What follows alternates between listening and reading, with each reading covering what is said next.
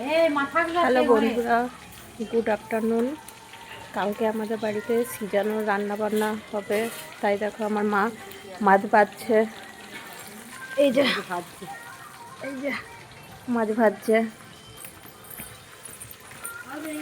আমাদের অত গ্যাস নেই, ওই জন্য কাঠের জালে রান্না হচ্ছে। এই যে এই যে এই যে মাছ দেখাচ্ছি। এই যে মাছের মাথাগুলো এখনো ভাজতে বাকি আছে, আর এর জন্য আমাকে ছেড়ে দিয়ে খেতে বসে গেছে, একা একা খাচ্ছে। আর এর একটা থালাতে পেট ভরেনি, ওই জন্য দুটো থালা নিয়ে বসে আছে। একটা থালা খাওয়া হয়ে গেছে আর একটা থালাতে খাচ্ছে। আর আমি এখনো পর্যন্ত খাইনি, খাবো। আর এই যে একজন, ওর কোনো কাজ নেই, এইসবই করে বেড়াচ্ছে।